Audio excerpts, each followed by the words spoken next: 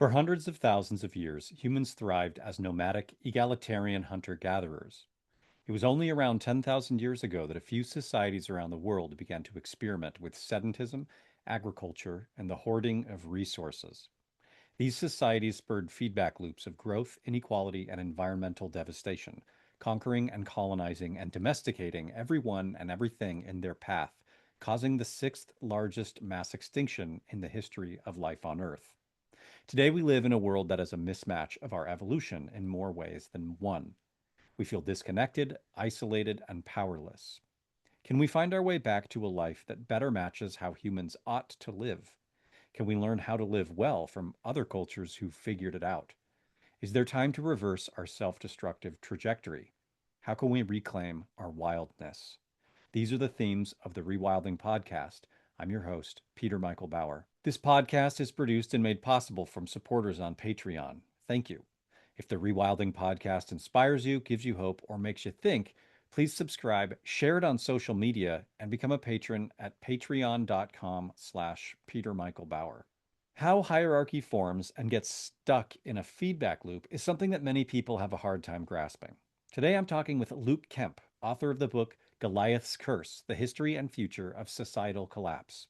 The book does an incredible job of outlining aspects of rewilding that I've been teaching for many years in a succinct way that illuminated more things I hadn't factored into the big picture myself. In this episode, Luke and I have a wide-ranging conversation covering various aspects of his work and filling in some of the blanks for me. Luke, welcome to the Rewilding podcast. Peter, thank you so much for having me. Yeah, so I first heard about your book a few months back. I teach a class called Rewilding 101. I've been teaching it for about a decade. And one of the students emailed me afterwards and was like, "Hey, have you read this book? It's like a lot of the stuff that you talked about. I think you'd like it." And I was like, "Huh, interesting." And so I earmarked it or whatever. And then later that week, my friend Sophie Strand put out a thing that was like top, books on collapse or media on collapse. And she included your book in there. And I was like, huh, okay, okay. And then the guy from my class sent me a link to one of your talks. Hmm. And I watched it and I was like, oh my God, this is crazy. Like, this is such good, like everything's so succinct and well. And then I was like, there's one moment where you were um, talking about something and you were like, oh no, Zomia, like, I'm not going to have any time to talk about this, but you should ask me about Zomia and the questions. It's really cool. And I was just like, oh my God, this guy's amazing. I have to interview him. If you don't know what Zomia is, it's a region in Southeast Asia that James Scott talks a lot about in his books, Yep. particularly The Art of Not Being Governed. So you know somebody is like on the same page with you or kin when they are nerding out about wanting to talk about Zomia or whatever. Yep. So I ordered your book, read it immediately, and I'm really excited to have you here. I want to ask, like, how did you, just some personal questions at first, like, how did you get into this type of research? Mhm. First of all, I've been a long-term fan of the podcast, so was very Nice. happy when you reached out and very happy to be on the Awesome. show. Yeah. How did I get into this research? I'd always been interested in questions of how do we improve the world at a really big, grand scale? And how do we navigate the biggest challenges we face? And to begin with, as a young person going from a teenager through to being my undergraduate, it was largely about climate change for me. And Mm-hmm. I did a Bachelor of Interdisciplinary Studies back at the Australian National University, where you had to do kind of 2 units from every faculty across the university. I ended up majoring in both human geography, which is kind of a combination of geography and anthropology, and in political science. When I was teaching climate change science and policy afterwards, I had a course where the students were always dreadfully depressed by the end for obvious Mm-hmm. reasons. So we always tried to finish with a bit more of an uplifting set of lectures, one on social movements and the other on technical solutions. In particular, something I talk about in the book, what's known as solar geoengineering or stratospheric aerosol injection. It was in the process of preparing that book, that lecture, I should say, that it became kind of my gateway drug to thinking about all the other big challenges and risks we face. And I realized looking into this that even if we manage to decarbonize the world by 2050 and limit global warming to 1.5 degrees Celsius, if we have a nuclear war in 2051, we're unfortunately still doomed. And I came to conceptualize this as a bit of a Pokemon problem. You got to catch them all. You have to address all the underlying Mhm. factors that are causing these big global catastrophic risks that we face. That made me eventually pivot towards this new field, and there's only a couple of centers in the world that focus on it, including the one I'm at now. I'm a research affiliate with the Center for the Study of Existential Risk at the University of Cambridge. And why I did this book in particular was really two reasons. One was that most people who study in this field are obsessed with just technological change in the future. And it seemed really strange to me to ignore 300,000 years of human Mhm. history. Mhm. And the second was that everyone who has a vision of the future, they base it, at least in some way, on assumptions about human nature and about a deep past. And I wanted to make sure that if I was going to do that, I was going to do it in the most rigorous evidence way Mhm. possible. Mhm. And it was roughly the same time I joined Caesar that I read James C. Scott Against the Grain. And you'll see Jim's fingerprints all across Goliath's curse. And that was really my second gateway into thinking about revisionist history and trying to challenge my own beliefs that I had about deep history and about humans. Yeah, awesome. Um, so what do you do at the Cambridge Center for the Study of Existential Risk? Like, what is a day-to-day kind of, what does it look like? Because it sounds really cool. It sounds like the Avengers or something, but not like not that the Avengers are cool, but you know what I mean? It sounds like a group of people, like a think tank that's like trying to solve big problems in that kind of Yeah, way. yeah. Interestingly, there was at least one piece in a tabloid paper here in the UK, which I think compared us to the X-Men, which was Yeah. an interesting comparison, which kind of makes sense. Existential risk, X-Men anyway. Mm. It varies. When I first joined Caesar back in 2018, a lot of my work was on called what's called horizon scanning, where they basically try to get together groups of experts and you run them through the structured processes of debate and deliberation to improve their judgment so they can make the best predictions as possible about future technological change and future global challenges. And we did this for a range of things like biotechnology, biosecurity, human health, and a few other things. But that was only one strand of my work. I had a bunch of others, including just big methodological questions of like, how do we define an existential risk or global catastrophe? And last but not least, I had a big recurring strand both on climate change and worst case climate change scenarios, but also in particular what eventually led to the book on collapse and the history of global catastrophe. My day-to-day is honestly mainly reading and writing, doing more emails than I'd like to do. But most of my bread and butter is just doing things like reading and writing. It depends upon the project I'm working on. Sometimes there's a bit more quantitative elements to it, but a lot of it is just reading a lot and Hmm. trying to clarify my thoughts through writing. But So, yeah, do I was going to you say, go? oh, No, go sorry, ahead. please, please. Okay, just very briefly, but it does vary upon who's in the center. So, particularly to start at the center, I had a lot of colleagues who were working on things like AI, machine learning, and their day looks very different to mine and involved a lot more coding than I would ever do. Hmm. Yeah, interesting. So, as a think tank, you're basically just giving this information to people who are supposed to then be using it for just to actually do something with it? Yeah. Yeah, it varies based upon essentially the person, the researcher at Caesar. I'm a bit less involved with Caesar now, and Mhm. most of my stuff is usually pivoting more towards public interaction, Mhm. books, for Mhm. instance. Mhm. A lot of my colleagues are more interested in kind of working within industry or working within government, if you will. So I've Mhm. had lots of people who've gone from researching to working at things like the AI Security Institute, which is part of the kind of helps inform the UK government in terms of AI strategy. And we have had a few things like submissions to the House of Lords, for instance, submissions to different UN bodies.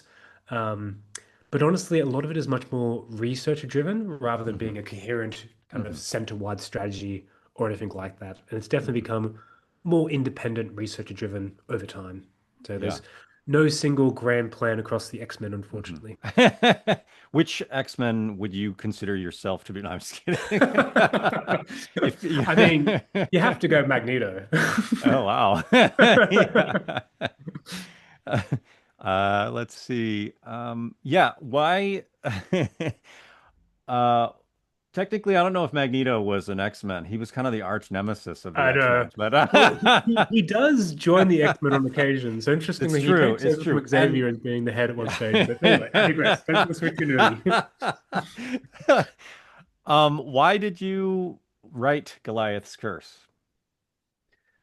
Yeah, as mentioned, a lot of this was trying to address what I saw as some of the big shortcomings in the field. This lack of historical knowledge and this inability to place our visions of the future into a bigger context. And when I first started approaching this, I wanted to work through it systematically. So I actually started by looking at mass extinction events. And I was like, well, these are useful, but it's questionable how useful they are when thinking about big technological threats to an unprecedented global industrial Hmm. civilization. And we'll get into the use of the word civilization later on. Yeah, yeah. Just for Totally. now, I'll use it so people understand. Yeah. Hmm. And another big aspect here was trying to think through what is causing global catastrophic or existential risk, whether it's nuclear weapons, climate change, dangerous new technologies. What's the driving forces at the most basic level behind all of this? And no one was really doing this. In Hmm. general, the field takes a very what we call hazard-centric approach. So we have AI researchers researching AI. We have climatologists and environmental researchers researching climate change. It's done in these separate, isolated buckets. And it's interesting that if this center existed back in 1945, there's only one thing we research, nuclear weapons. That's the only Mm-hmm. thing we're really worried about. And even then, nuclear weapons had only obviously just happened in Hmm. 1945 with the Hmm. Trinity test in July of 1945. But today, suddenly we're covering all these different things, advanced AI systems, engineered pandemics, global climate change, other big ecological threats like destabilization of the biosphere, and of course, nuclear weapons still. And it becomes an interesting question of what is driving the production of all of these threats? And I think that in order to understand that, you have to understand deep history and Hmm. why we're on the current Hmm. trajectory that we are on. Hmm. And in many ways, the book was not just about trying to provide a history of societal collapse, but try to identify what are the root causes behind the biggest challenges, the biggest catastrophic threats we face today. Hmm. Yeah, in my rewilding 101 class, I kind of used the nursery rhyme, the old woman who swallowed a fly. There's like, I don't know Yeah. if you're familiar, right? She swallows a fly, so she swallows a spider to catch the fly, and then that's causing irritation. So then she swallows the bird, and then a cat, and then and it's just like this exponential scale of a problem instead of just like going back to the beginning of it and figuring out why. Like our society just tends to, instead of ignoring the root cause, just pile up new problems on top of the Yeah. existing ones, right? And so, yeah, I really appreciate that your book starts out and moves all the way through deep time and deep history in that way. There's not a lot of people who have done that and who've done it in such a good and interesting way. Um, I really like the title, Goliath's Curse, for multiple reasons. But before we end up talking about that, I just want to ask, Mm, um, in Goliath's Curse, you use the concept of a Goliath to define a specific type of society that I would call civilization, mm, based on the like dictionary definition of yeah. like, hierarchy and writing and these different things. Mm, Um, I'm curious what your idea was or strategy behind using the word Goliath over kind of the more, I would say, confusing term civilization, because while I mm. have it specifically defined, a lot of people use it as like a synonym for just society or culture in general. And that takes obviously some time to deconstruct. But what was your reasoning behind using the word Goliath instead of civilization? I'm personally a stickler for definitions. And when I first went to write the book, I was faced with the natural question of what is collapsing? And there's a huge amount of debate, which I think just revolves simply around this. And most of the time, people point to civilization is collapsing. The problem here, once I looked into it, is the definitions are not very good. They tend Hmm. to be incredibly arbitrary and vague. So one of the very typical ones is the Australian archaeologist Gordon Childe had this very famous definition which involved a checklist of different factors, including things like having cities, having writing, having long distance trade. And the problem is no one would think the Inca are not a civilization, yet they didn't have a developed form of writing. They had the quipu, which is kind of more like an accounting system rather than Hmm. writing. And technically speaking, all hunter-gatherers have long distance trade, but very few Hmm. people Hmm. would use this rubric of civilization to apply to them. Hmm. Hmm. And there's other definitions which just tend to be, well, about as vague and even more prejudiced. So, for instance, the idea of civilization being an advanced culture, which is Hmm. just laced with a whole bunch of racial baggage from the Hmm. 1960s and 70s. Totally.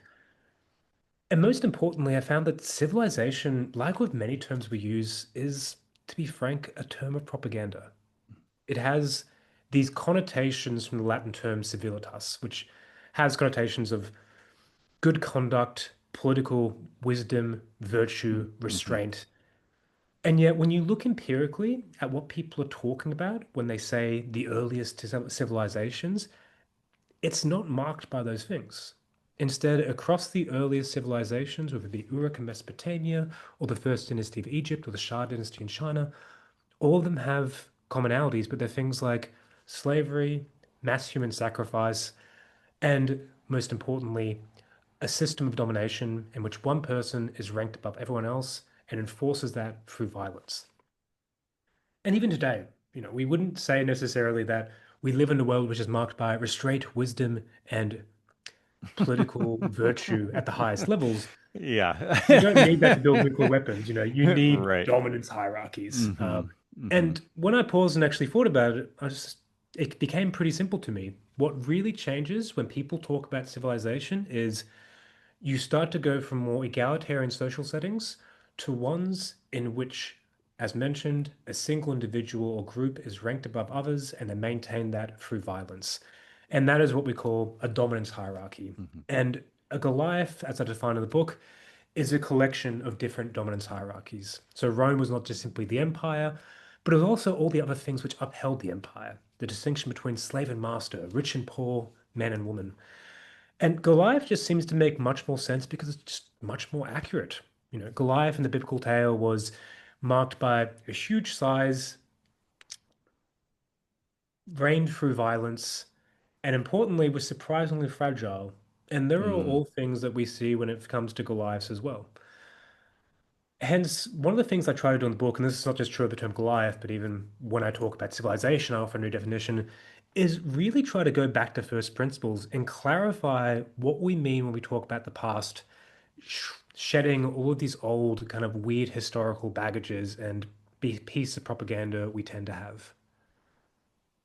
Yeah. It makes me think of well, I think the next question. Yeah, I appreciate that definition a lot, or calling it a Goliath in another way, because I feel like a lot of people need sort of mythological context Yeah, to make a story sink a little deeper. for sure. And the word civilization is sort of the sterile definition, whereas the Goliath conjures, evocative imagery and feelings around like a deep myth, you Mm.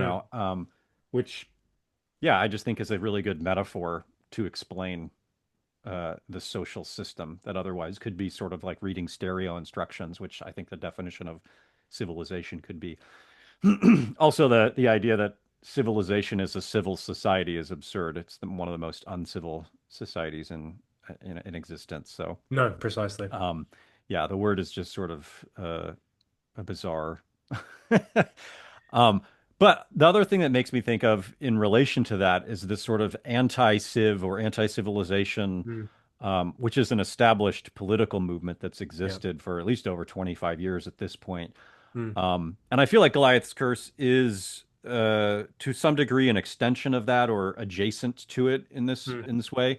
And I'm curious, it wasn't mentioned in the book at all, which, like, as somebody who's been part of the anti-civ and I'm like reading a thing, I'm like, oh, this is so good. And then there's no mention of kind of like this other momentum on some level. There's a little bit of me that's like, hey, but what about us? I'm a little hurt. Like, no mention at all. But so I'm curious, like, if it was something that you were aware of and if there was, one of the questions I have is like, why reinvent the wheel when there's an existing Mm, thing that's growing or existing momentum that's growing around a thing? mm, Or, why not? Like, was this part of a strategy in your mind for introducing these ideas to people without the baggage of those labels? Or do you see this perspective as like uniquely different, and important in different ways than the anti-civ? mm. So first of all, I'm certainly aware of the anti-Civ movement and anarchism in particular. I've read Kropotkin, Bakunin. Obviously, I mentioned both James C. Scott and people like Graeber quite a lot as well. This was for two reasons that I avoided having a lot of coverage of that or even using the labels. One is simply that it's already a very big book, and I had to be absolutely ruthless in terms of what I kept in. And in general, I always opted for trying to keep in the actual substance that would build Hmm. the argument Hmm. Yes, rather than kind of like the background philosophical material or anything totally. like that. Yes. The second is it is strategic. Hmm. Most people that you speak to, if you say anarchism, it conjures an image of a hooded teenager wearing black throwing a brick through the window. And unfortunately, that's again a relic of propaganda. States have just Totally. been incredibly good at casting anarchism to be essentially exactly the opposite of what it really Hmm. is. Hmm. Putting aside, obviously, the propaganda by the deed which occurred, and there were some acts of anarchism which were obviously quite brutal and violent. Sure.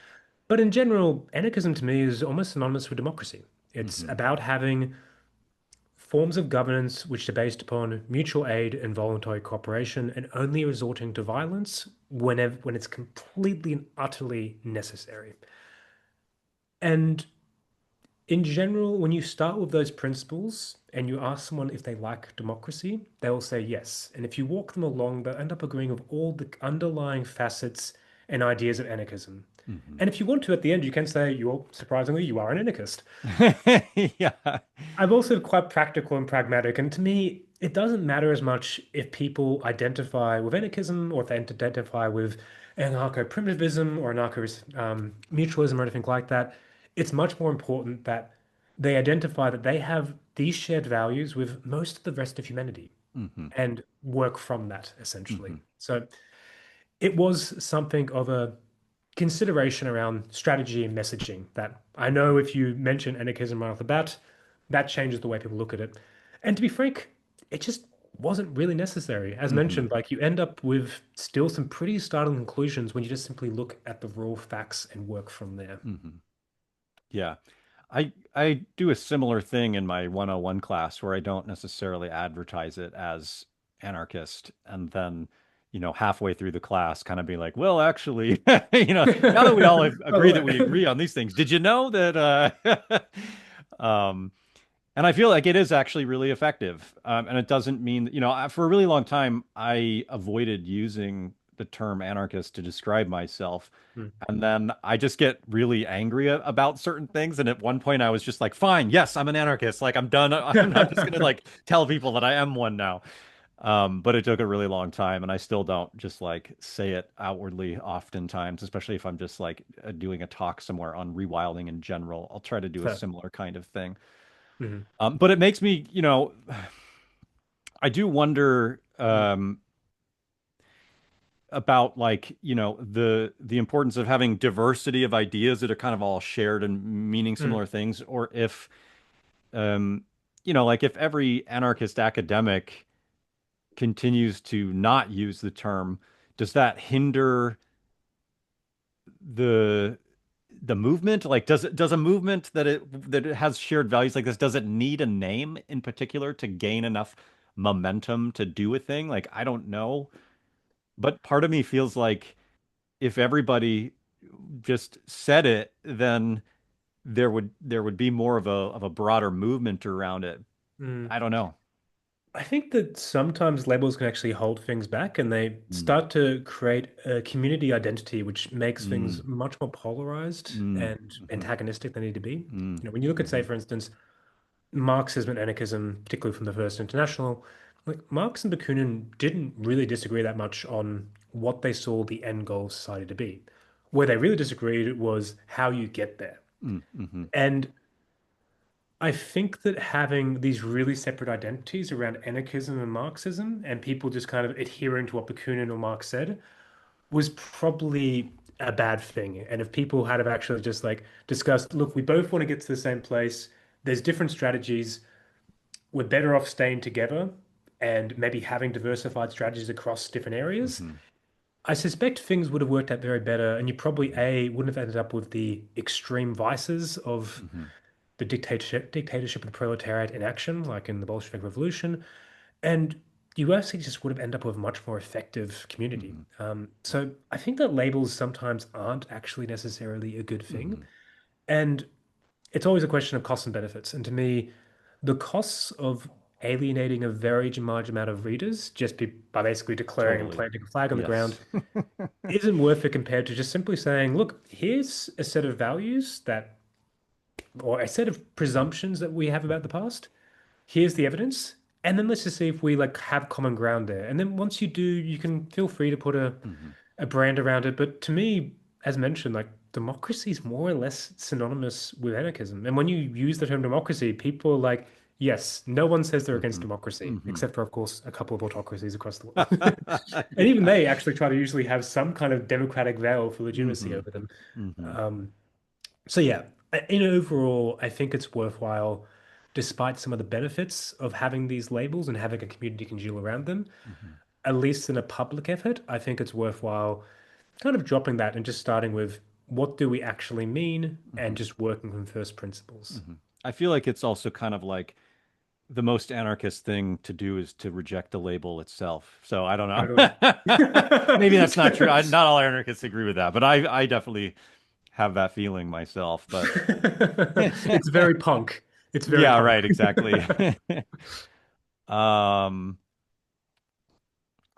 okay, yeah. One of the compelling and challenging things that I had to accept in reading Goliath's Curse is you talk about that there is this kind of innate desire for humans to compete over status. Like while we evolved more and more cooperation culturally throughout our evolution, we still maintain this one form of competition. Maybe there might be other forms of competition depending on, but Mm.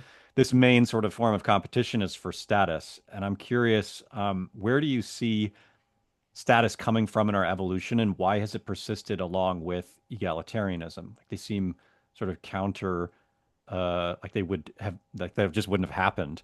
Mm. So how did that happen? And then do you have any thoughts around how to reframe status to change our current behavior?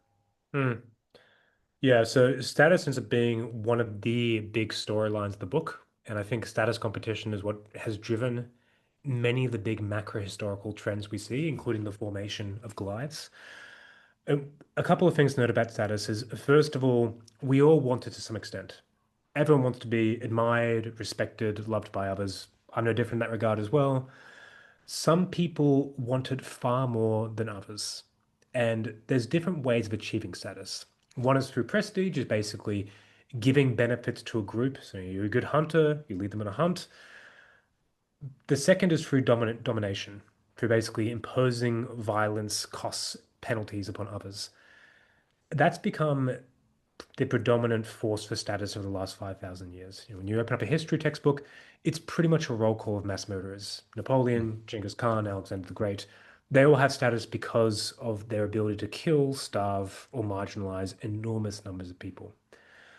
So what changed? Why did dominance, status competition, and status seeking in general become so predominant? And why do we have this in us in the first place? And you're right, there's a kind of weird tension between, on the one hand, we're very egalitarian. On the other hand, most of us do want status, and some of us want it really, really badly and are willing to kill for it.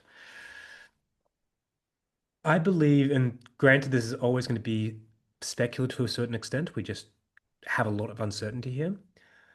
The best explanation is that our earlier primate ancestors were more hierarchical, most likely, and had more status competition in them.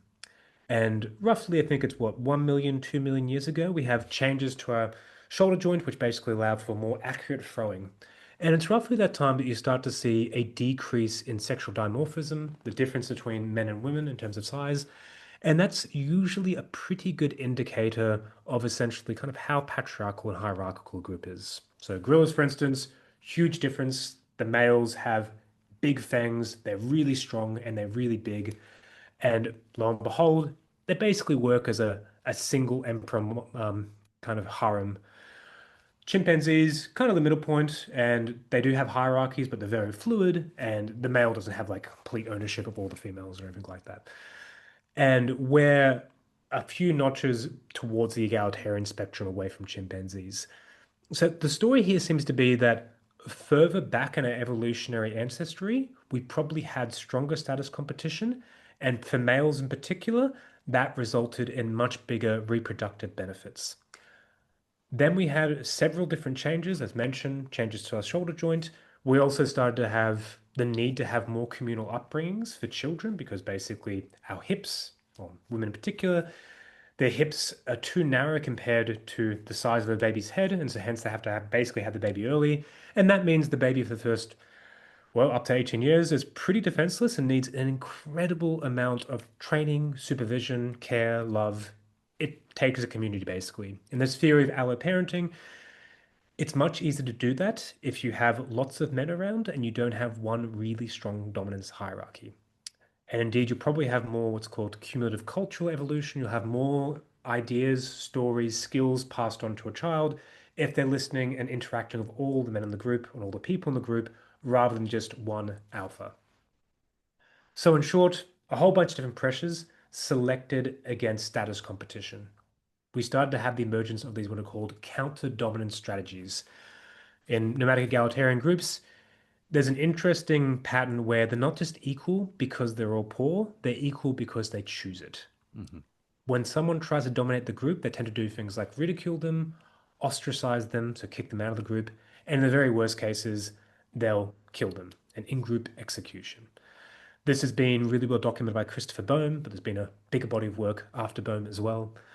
And this seems to partially explain why we have this kind of shared lineage. So we originally started with having more status competition, bigger awards reproductively for status, but then over time we had selection due to counter-dominant strategies against status competition and against status through domination.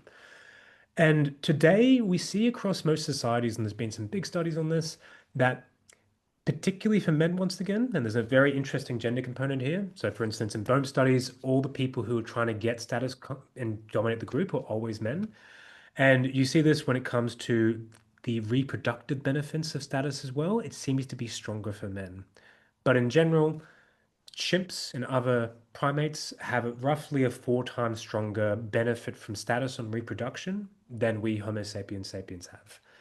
So, in short, we started more hierarchical, counter dominance helped us to move towards egalitarianism, but we never quite shook that darker, deeper primal lineage. And that's why in the book I refer to the emergence of these first Goliaths as evolutionary backsliding. We actually started to move away from what made us uniquely human, our egalitarianism and our counter dominance, towards our deeper primal lineage and ancestry. So it wasn't really a story of progress, it was a story of evolutionary Hmm. backsliding. Have you heard of the recent incident with the bonobo Hugo? No. So Hugo was killed by 5 bonobo women Oh no, I did like a hear this. Yeah. couple weeks ago. I don't know if it's that recent, but I heard about it just like a week ago, Yeah. because he killed an infant baby, and it reminded me of that uh, coalition building Yeah. in Christopher Bame's book Hierarchy in the Forest. But as expressed through bonobos, which is like super rare, right? Because they're such a peaceful Yeah. group of primates. But yeah, there's this instance where they actually will execute somebody who displays this kind of antisocial behavior. Um, yeah, so I guess, for me it was interesting because I've heard about all this. I've read Christopher Bain's book, but the status part for me, I think, was what was sort of the new thing that I hadn't really thought Mm. about before that you cover a lot of in that book is this fight for status, or that's this level of competition. Because I think of myself as like, well, I'm not very competitive or whatever, but I definitely am, like, and I definitely seek status and all, and so it just made me think a lot about that as this sort of like, when people are like, are people competitive or cooperative? What, I'm like, well, Now it makes sense because I'll think about it in terms of status, like that Mm, level of competition that some of us, all of us to a degree, mm, feel. Some people a lot more than others. yeah. But you know, I also recently saw some primatologist talking about, I think it was a primatologist. It was some clip on social media and I saved it, but I don't remember. But he was basically saying that like, and Douglas Fry and Riane Ensler talk about this in their book Nurturing Humanity too. But Mm, this idea that like testosterone doesn't make people more aggressive, it makes them more competitive, or mm, to the degree that their culture says they should compete, or to the mm, things that the culture says that should be the behaviors of competition. So like when you yeah. were saying that one way to increase status is to like be giving away things like Mm, hunting or whatever and giving back. Another way is through violence and domination, right? Like there's this thing of testosterone that makes people aggressive or whatever. And I was reading about it in terms of actually what it does is it just encourages them to do mm, more of whatever that type of culture views as competition. And I thought that was super interesting. And I was mm. wondering if you had kind of explored any of that, or if, if you have thoughts around how we could reframe status in our society to change those behaviors, maybe to a similar kind of way as that. Mm. Yeah, so first of all, when I first came across the literature and status competition, for me, it was also something of a eureka moment where it helped to explain a bunch of things like why is it that billionaires and the rich, once they get to a certain level of kind of resources, they're just like, I'm good. This is fine. I have enough. And it just never seems to happen. And that's Yeah. in large part because the resources aren't really the important thing, Hmm. like Hmm. Musk competing with all the other billionaires, at this stage, it is really about status. It's about Hmm. people knowing about him having legacy, Hmm. etc. And status, unfortunately, is an inexhaustible resource. As you mentioned, it's also culturally mediated. So there's definitely different cultures where you can achieve status more effectively through things like giving away, for instance. Unfortunately, we have a culture where that's not the case so much. It is still to a certain extent, which is why you see philanthropy, for instance, and why philanthropists don't just usually give away their stuff anonymously, but they always Hmm. attach their name to that new hospital wing, to that new Hmm. school, etc. Hmm. A couple of things here. One is that while there are cultural mediated mediations around status, there are still some commonalities, which I think are close to universal. So I had another eureka moment when I read a paper from Bruce Trigger, a very famous archaeologist, and he makes the argument that there's a thermodynamic explanation to why we see these big symbolic behaviors like having grand burials, having bigger houses, and having things like big grand monuments to a particular leader. And all of these are usually the indicators we look for early wealth inequality. Hmm. But the key thing is in almost every single case, they're conspicuous consumption. They're completely unnecessary wastes of resources, Hmm. largely once again to signal status, to signal I'm better than you. And even in societies where it involves giving things away, often it's giving things away in like a really prolific way, often having like one big feast, for instance, a potlatch, except for instance, it is still in part conspicuous consumption. It's wasteful, and it's almost always, once again, related back to that one person. So while there's cultural mediation, I do think there's some similarities here, and one is conspicuous consumption, and that goes all the way from the very earliest leaders through to, of course, the modern world, with people finding it necessary to unnecessarily plaster their names across skyscrapers. Wink, wink, Donald Trump. How do we like use status to channel ourselves towards public benefits, towards a better society? It's worth noting this has happened before to some extent. So in classical Greece, they had a system where essentially the rich past a certain threshold had to contribute to the navy by maintaining their own warship, a trireme. And interestingly, this had two dual benefits. One was it actually helped contribute to the Athenian navy, and the government had to basically pitch in less. So they're contributing to a public good, a public benefit. And the second was the rich people used to compete so much to try to do up these different warships that it often capped their wealth to a certain extent. They Hmm. were spending so much that it basically stopped wealth inequality from getting out of control. Hmm. So there is something to be said for trying to channel status competition towards the provision of public goods and public goods which are once again publicly owned and not privately owned. And I think that certainly would help lead to a better world. However, that being said, I think we're still always going to have the problem of status as an inexhaustible resource, and particularly people who want it through domination are going to find a way to do that. And even if you're providing a public good, if you're doing it through the domination of others, it's not necessarily a good thing. Hmm. So ultimately, in the long run, I think we still need to find a way to select against status competition and to have a reattainment of our previous counter-dominant strategies. So status can be useful, but I wouldn't want a society which is based upon simply channeling status competition productively. I think that'll still be corrosive in the long term. Hmm. Yeah, I mean, it makes me think about is it even possible to scale up the leveling mechanisms of a Mm, hunter-gatherer society within the context of a Goliath?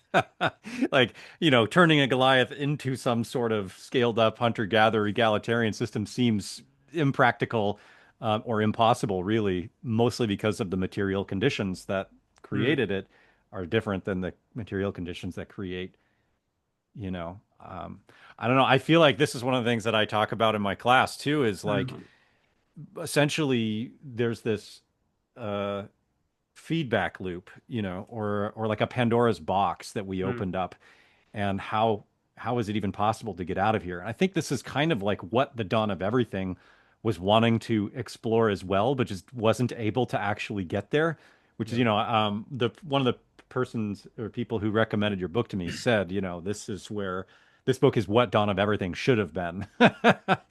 Which And is, I agree with them 100%, like, and yet, like at the end, um, and I feel like this is the case with a lot of books that we have that kind of go through a lot of the foundational problems, but then how do we get from here to there?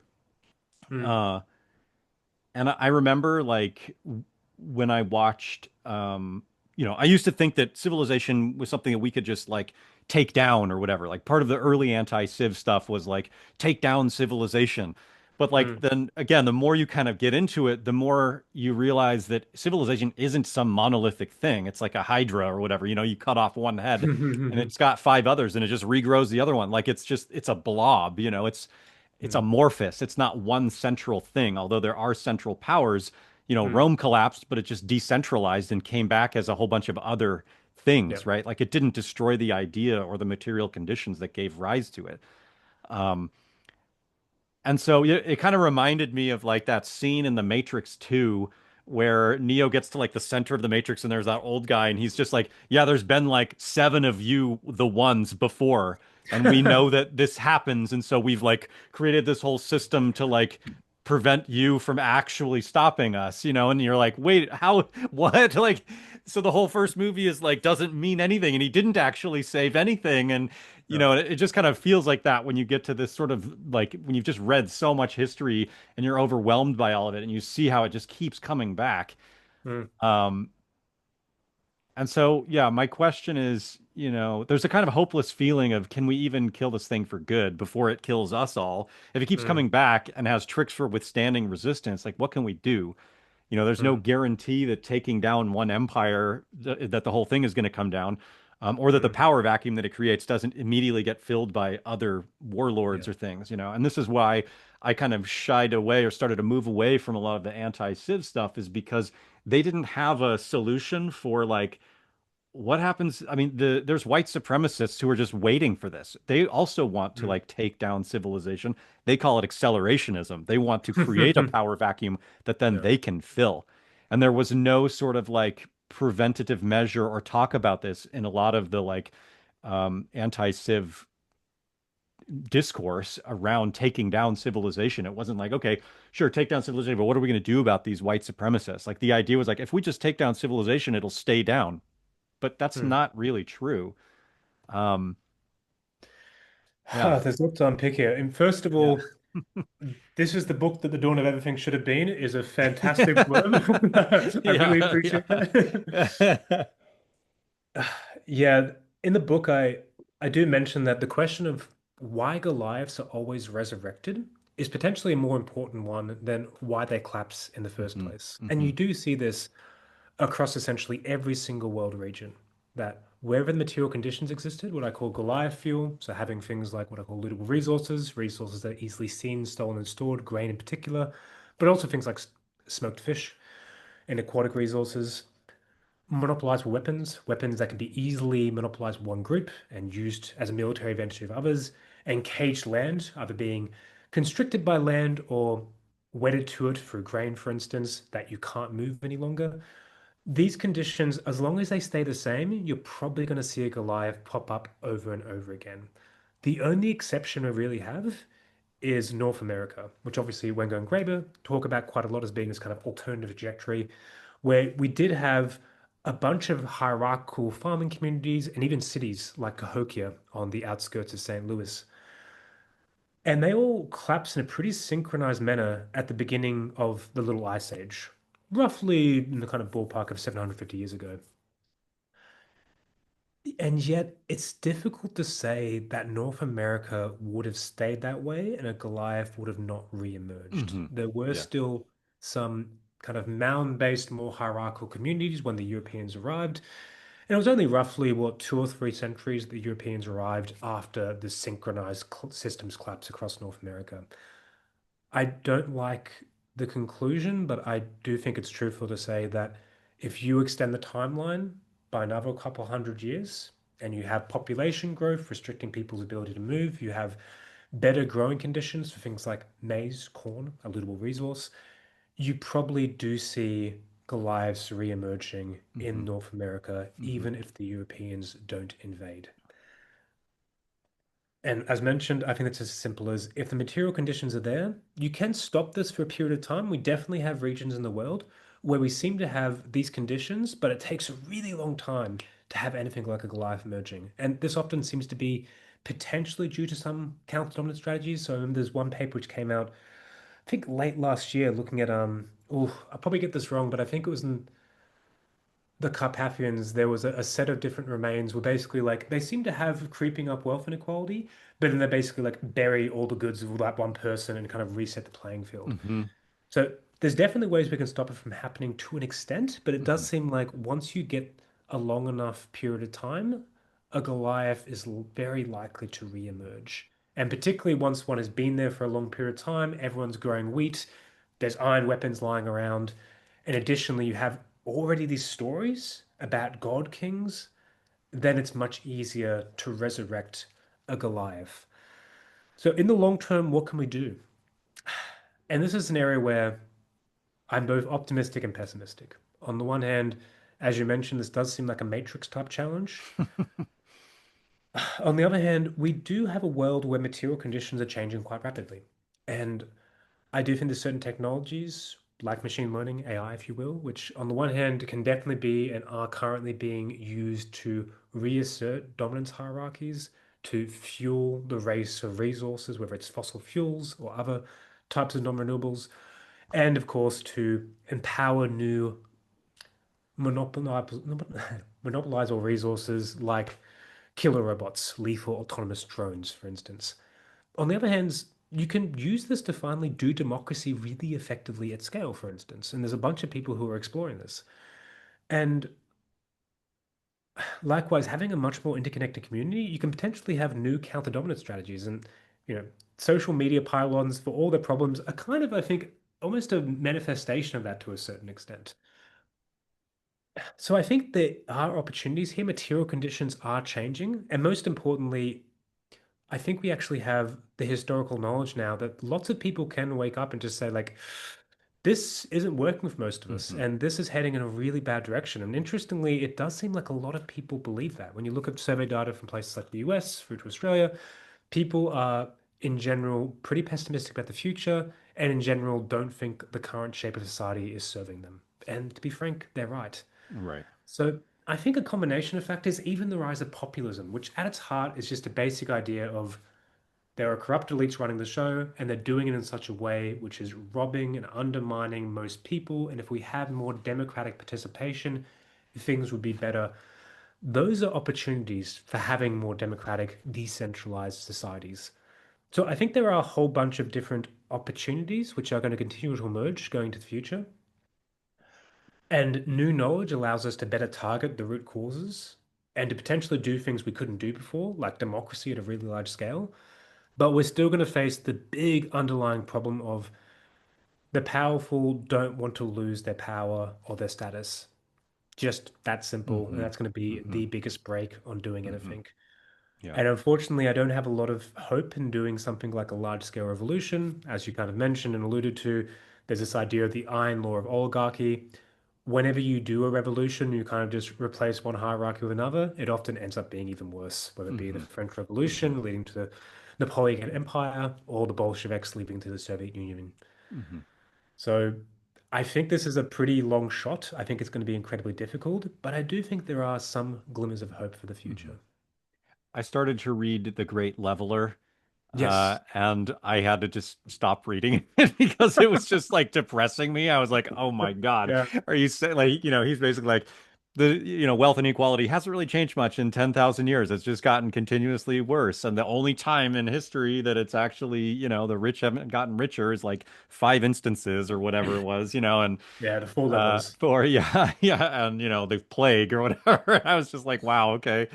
Uh, but there's still it's hard to frame this in a way that is like hopeful to make people think that everything's just going to get better if we just do one or two things, that it's not going to be this like huge struggle. And I think that it is going to be one. Yeah, And the absolutely. sort of like uh end game of all of it is going to be climate change and ocean acidification and just like all of the things that accumulate over the next 100 years. But I mean, Mm. people, it's funny, I talk about this with some people where they keep saying we're in late stage capitalism, and I'm like, how do you know we're in the late stage? Like, Yeah. you're assuming it's late stage. This might be the beginning. Like, they might Yeah. figure out a way to extend this thing horribly, for as long as possible. Um, and because I thought this was going to collapse 25 years ago. Yeah. I read Daniel Quinn's books when I was a teenager, and I ran Mm. away from home to learn wilderness survival and dropped out of Yeah. high school because I thought civilization was going to collapse in Yeah. Yeah. 1998. Um, Huh. so, it's just kind of a lifelong thing of like figuring out what to do and how to maneuver in a way that, Mm. there's sort of two things I feel that are reflected in this kind of work where it's like, what is your like own sphere of influence? Like I Mm. try to live as best I can within my friend and community networks to be as like egalitarian or Mm. communal as possible in particular ways. But then how do you deal with this overculture that is like the governments of the world that are like enforcing these, or the oligarchs or the Yeah. big techs that are like imposing these cultural things on us? And it feels like there's um, oftentimes when people write books like Goliath's Curse or James Scott's books or anything that illuminate all these problems, that there's this push at the end, and maybe it's the publishers want it, but you have to Mm. leave on a message of hope and or give people things, but it just feels like none of them really muster up to like the actual issues at hand. And I appreciated yours. Yours is very brief at the end of Goliath's Curse, which I Mm. appreciated, the sort of like, here's like some basic bullet points, the Mm. best one being don't be a dick, which I was Everyone loves like, it's that. so good. Yeah. And then there's other ones, like that feel like the vote, especially right now in the States where Mm. we're seeing I mean, my first chance to vote when I was 18 was in the 2000 election, and George W. Bush stole the election. And so Yeah. even though I had voted for like the Green Party, we were trying to get them national funding, so they just needed 5% of the vote with Ralph Nader running, Mm. and I was heavily invested in that. And to see not only him lose uh, the 5% that they were trying to get, Mm. Al Gore win the election and George Bush just take it. I was basically like, okay, well, I guess this is the reality of the situation, is that, the voting aspect of this country is a total sham. Not Yeah. necessarily locally, but definitely on this national level where Yeah. these corporations and the big money and oil money and all that stuff kind of Mm. controls everything. Um, and so I don't know. I feel like there's some level of do you have, I'm curious if you felt obligated or forced into sort of the Mm. the final section with thoughts around solutions in general to what we're facing. Do you think that there are solutions? I mean, we kind of talked Mm. about this a little bit, But is there some other way of looking at these issues that would take a whole other book to examine? And if so, Yeah. what would the elements of that book look like? Hmm. Is the only solution really like growing potatoes and cassava and herding sheep in a cave in the mountains somewhere? Because that's like how I walked away from the art of not being governed. Was like, okay, I guess I got to go live in a cave with some and grow root vegetables or something. Create as much friction between me and empire as possible. Hmm. But there's got to be like, some sort of middle ground between like this extremist idea. And then the other like element of that too is like I don't want to just wait for the climate to get so fucked that crops can't be grown at all, and that completely throws everything. That's sort of the end game, right? Is when civilization can't be fueled by grain production because the climate is too sporadic. Anyway, that's a big dump, and it's sort of you covered a little bit, but I just want to, I'm going to Yeah. keep pulling on threads. There is so much to discuss here. First of all, one of the things I love about Walter is just his candidness and his earnestness, where, yeah, he's just pretty clear of, look, across history, there's only been four great levelers: bloody revolutions, mass mobilization, warfare, pandemics, and societal or state collapse. That's the only way you really reliably decrease wealth Yeah. inequality. It's worthwhile noting that there has been some contestation here, and and even Walter notes that there's some exceptions here. Say, for instance, I think it's Sweden during the interbellum years, where they seem to actually have leveling without the violent aspect. And my own personal revision of Walter's work here would be that what's important is not the violence per se. What's important is the redistribution of power, sometimes including violent power. And all the different examples he has, that's the real common thread. Mm. Pandemics aren't necessarily violent, unless classify disease from microbes as being violent, which is Sure. kind of Yeah. forcing things a little bit. Hmm. It's really about once you have a large enough reduction in population, labor becomes scarcer, and suddenly laborers have more bargaining power. Hmm. Hmm. That's the key thing across every single example. If it's giving the average person more bargaining power relative to elites, that's the key thing here. And if you can find ways of doing that without the violence, that's the way forward in the end. Mm. Mm.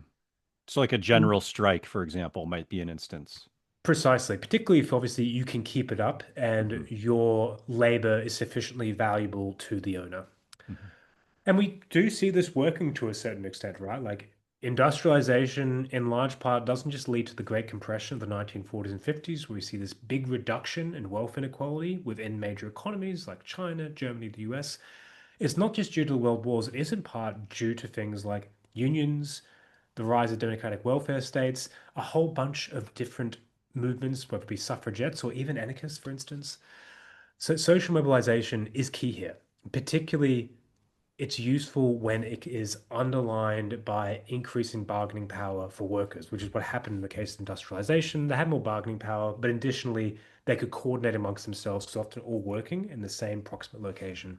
Mm. In terms of the end of the book, which I know has caused a bit of a stir and controversy, and it's kind of funny that the piece of the book that people who are interested in collapse seem to dislike the most is the bit at the end, which provides hope. There's something very telling about that.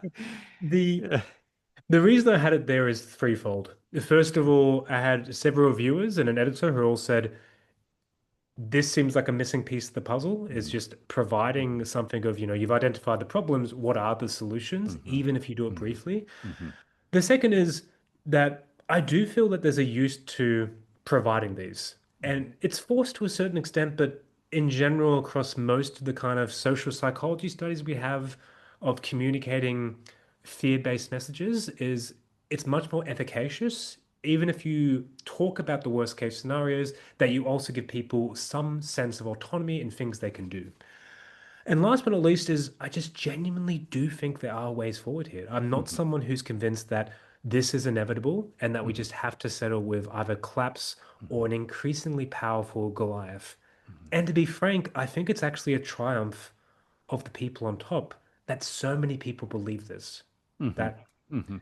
to paraphrase, it's easier to imagine the end of the world than the end of Goliath. I just Right. simply don't think that's Yeah. true. I think the Yeah. fact that we think we can't solve arms races or do democracy at scale, but we can create super intelligence on silicon or go to the stars. I think that's a story of subjugation. It's a Mhm. way of Mhm. people on top to solidify and buttress their position there and to keep the status quo exactly Yeah. as they like it. Yeah. And I didn't want to lean into that. I didn't want to give into that. Hmm. And importantly, I think there are some very general things one can say. And granted, I think the weakness of the epilogue here is it's very brief. I can only kind of cover the very barest details of what we can do to get out of this. And the first is just simply noting that we kind of have technical solutions to all of these big challenges.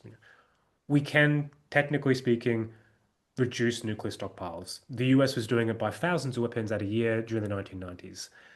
We have good plans to decarbonize all the major economies. We have what are called these deep decarbonization reports that are being done for the US, Australia, Germany, China, the works. We know it can be done, and interestingly, it seems like it actually could be potentially a net economic benefit when you include things like health benefits. Across the board, we kind of know what we need to do. Similarly, AI, just like Right. find ways to actually make sure data is not easily sucked up from the internet for free. Start paying people properly across the supply chain, including the miners who dig up the cobalt in the Democratic Republic of Congo, and put democratic control over big tech companies. Have things like citizens' juries sitting on top of Anthropic, OpenAI, DeepMind, Microsoft, Alphabet, etc., which is something we should be doing Hmm. anyway. Hmm. So, first of all, there's clear technical solutions, but taking a step back, and this is the deeper thing I want people to think about, is in order to have an enduring non-Goliath, a civilization in the long term, which doesn't destroy itself, you need to find a way to level each form of power. Power of resources, economic power of violent means, violent power, power of decision making, political power, and last but not least, power of information. And this is kind of a rough revision of Michael Mann's classic Source of Social Power, written back in the 1980s. But in short, if you don't level all of those, you'll probably find yourself drifting back towards a Hmm. Goliath and back towards inequality eventually. If you have a society which runs everything through citizen assemblies and citizens' juries, a far more intense, evidence-based, robust form of doing democracy, but you still have billionaires, they'll find a way to probably rig the Right. system in the long Yeah. term. Yeah. And vice versa. If you have Hmm. total wealth inequality, but you have autocracy, what's to stop the autocrats to Hmm. eventually amassing their own fortunes like they always do?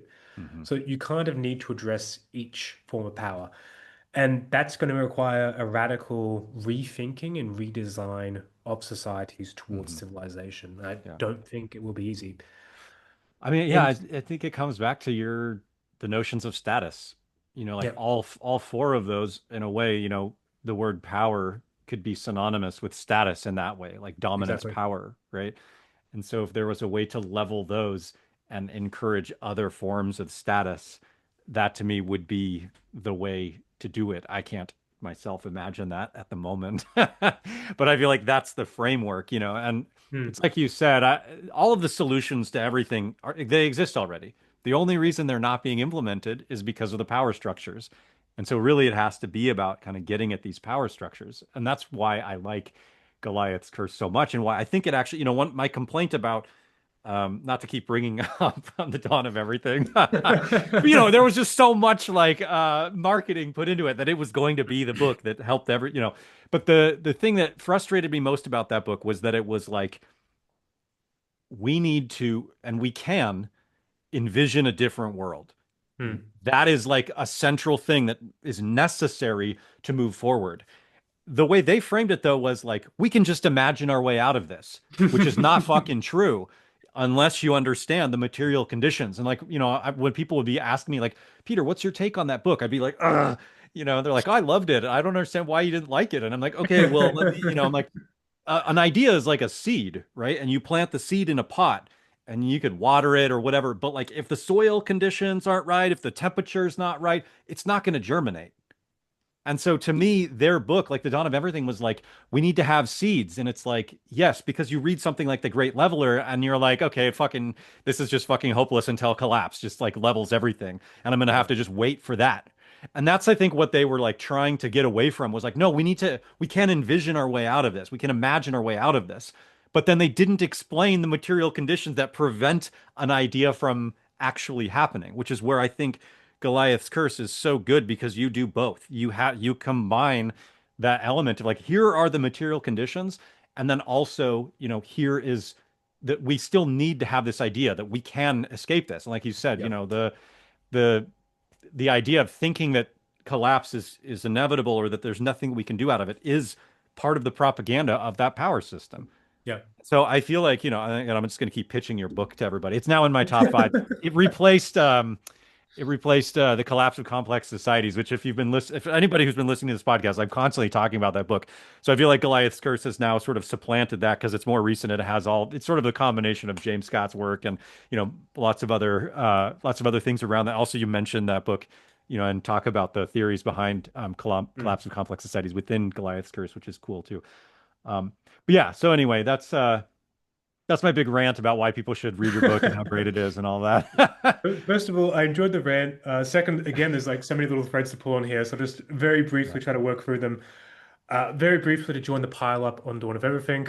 I was I was frankly bitterly disappointed by that book. Yeah. I Yeah. think, as you mentioned, just the end idea that we can imagine ourselves into a better world is fundamentally flawed. It's also got a lot of misreadings, misinterpretations, and bad Hmm. evidence in the book as Hmm. well. I hate to say Hmm. it. Particularly Totally. being a Yep. fan of David Graeber, it Same. doesn't bring me any joy to say that. But Same. if you Yeah. look at both, there's been a special issue in Clear Dynamics, which has a critique or several critiques of Dawn of Everything, and particularly the ones from both Michael Smith, who's an archaeologist of cities, and Walter Scheidel, who we've already discussed. Hmm. They are very, very good. And even Awesome. better is a long series by, I don't know his personal name, but he has a YouTube channel called What is Politics? Hmm. And he Hmm. surprisingly does a far better, more surgical, well-evidenced critique of the Dawn of Everything than any book review I've Yes. seen by Yes. a Yeah. Make very large yourself a margin. big pot of popcorn. You're going to be sitting for a while watching but it's worth it. It's worth every minute.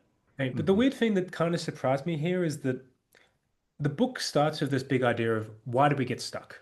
Hmm. And by ignoring material conditions, at the end of the book, they're left with absolutely no way to explain that at all. Hmm. Hmm. They're left with some kind of weird, convoluted explanation of there was this combination of care and violence, and that's why we end up with states with empires and kingdoms, and that's why they get resurrected, which isn't really an explanation, particularly because it doesn't explain why it pops up in certain areas, all of which have little Hmm. resources, Hmm. and why it only happens after the entry into the Holocene. You can't just say that's a Totally. coincidence. Right. Again, Yep. you have to acknowledge material circumstances. Unfortunately, I think a lot of people who read this book, while it's entertaining, it's well written, they're frankly going to leave a little bit dumber Yeah. about history. Yeah. Again, I don't want to be I uncharitable here. know. I know. There's some good stuff in there, but Yeah. actually, on a side note, I actually find it really quite funny that I've seen several reviews of the book where it's like, oh, it's like they don't have everything. And I'm like, nope. No. Yeah. It Like, covers some of the same case studies, but it right. doesn't, it has the opposite interpretation. Yes. Yes. I Yeah. think this is just kind of vibes-based reviewing. Hmm. Um, in terms of the ways forward, I think there are so many different ways to cut this up. And obviously, I did not have anywhere near enough time Hmm. or Hmm. resources to do that in the epilogue. Hmm. But as some brief thoughts, I mean, first of all, we can have way more detailed high resolution images of how exactly do you do democracy at scale. So for instance, I'd love to see more work on how would a citizens assembly or jury sitting on top of Alphabet or Microsoft, etc., actually operate, even like down to like legislative Hmm. Hmm. wording. A second one is just what are all the different interventions you need across these different kind of areas of power, which I've already mentioned. I kind of cover some of them and not all of them. A third one is in the book, I do mention the dark triad, that Hmm. people who are Hmm. higher in psychopathy, narcissism, and Machiavellianism tend to also be the ones who want status more and are willing to pursue it through domination. Hmm. They're much stronger status domination seekers. And lo and behold, they are definitely overrepresented both in boardrooms and in Hmm. parliaments. The numbers vary between kind of like, at least for men, it's in general, the general population has roughly 1% of people who would pass the clinical threshold for Hmm. psychopathy. Hmm. In boardrooms and executive suites and parliaments, it's somewhere between 3 to 21%. The numbers vary, but everyone agrees it's definitely overrepresentation. Hmm. Hmm. Weird thing worth noting is that it's a fifth less in the case of women. So again, there's a gender component here. And there's an interesting question of how do you design systems that don't select for and are protected against psychopaths, Yeah. Machiavellians, people who are Yeah. high in the dark triad and even the dark tetrad as well, which adds in sadism. Hmm. And as you mentioned, there's another kind of separate but overlapping strand here of how do you address the root cause of status competition? How do we channel that towards more productive benefits while guarding against its worst excesses? Hmm. And I think actually the biggest one out of all of that is even if you design one society that is radically democratic, that can hold that in perpetuity, how do you make sure it competes and it wins in the Hmm. long term? Right. Because this is the problem we've seen across world Totally. history is Yeah. every time you get something resembling a more egalitarian society, like the Paris communes, like the Andalusian anarchists, they get eventually eaten by a Hmm. predatory Hmm. state who's Hmm. nearby. And Hmm. similarly, nomadic egalitarians, hunter-gatherers across the world, there's very few of them right now. They're marginalized into very hostile environments, in large part because empires have won. Because, well, in the book I call it babies, bombs, bacteria, and barbarism, that states both have more people and they can fill bigger armies. Because they have more people clustered in more conditions, they had more exposure to bacteria and pathogens and diseases, which meant that they became, over time, more immune, but others were not. And additionally, on top of that, they could just basically build bigger weapons. They had a bigger military advantage. And on top of all that is they were willing to pursue the barbaric practices, say, for instance, slavery, which often you kind of almost need in order to build big weapons like atomic bombs, for Hmm. instance. Hmm. How do you build societies which don't have those but still win out? And I think that's actually the most difficult one. I've Hmm. heard it once phrased as can goodness compete? And I think it's not quite as Hmm. simple as that, but Hmm. at the end of the day, it is that question of how do you make sure that radically democratic, good societies compete and win in the long term. That's a topic which I want to explore in a future book, but it'll Hmm. be Hmm. somewhere down the line. But Hmm. in short, I think there's a lot to explore here. And actually, another one to Yeah. explore is I talk about Goliath traps, so arms races, races of resources, races status. Solving those are big ones as well. Hmm. At the end of the day, the biggest thing for me is simply we're not trying right now. Like the amount of resources being put towards this kind of research agenda is vanishingly small. Hmm. The amount of money we spend on improving democracy would be at least 100 times less than we spend on facial recognition, which Hmm. is the ultimate example of what we call in economics revealed preferences, that our Hmm. states are much Hmm. more interested in mass surveillance than they are in improving Totally. democracy, Yeah. despite the fact whenever it comes to war, conscription, or anything like that, the first thing they say is we have to defend democracy. Hmm. Right. Yeah, Yeah. Yeah, it makes me think of I interviewed Douglas Fry, and he has this he does research into peace systems, which is like the collaboration of different governments and different things like NATO or something that yeah, like is a essentially a coalition, yeah, in a similar way to, an upscale of the coalitions that we would see on a micro scale with yeah, hunter-gatherer societies potentially. I don't know if I would go as far as to say it's the scaling up of that, but it's a similar kind of similarities. framework. Yeah, But yeah, the question, how do we get there is, I think, just something that we're all going to have to muddle our way through. yeah, absolutely. But we won't get there unless we understand the material conditions and have that imagination to make it happen. So, Exactly. um, thank you so much for writing Goliath's Curse, and thank you for coming on to the Rewilding podcast. Thank you for having me, Peter. Thank you for just hosting such a wonderful podcast and giving people just really valuable information in the first place. And Yeah, I really enjoyed the conversation. you're welcome. Thank you. Yeah. Thanks for listening to this episode of the Rewilding podcast. Check out the show notes to connect with my guest and for a list of resources that we mentioned in our conversation. If this episode inspired you, made you think more deeply, or gave you some new tools to use, make sure to subscribe and become a patron at patreon.com/Peter Michael Bauer. If you're new to rewilding or want to expand your perception of it, I recommend attending one of my Rewilding 101 workshops, which I offer both in person in Portland, Oregon, and online for those who live around the world via Zoom. You can check upcoming dates and register at rewildportland.com. Thanks for listening.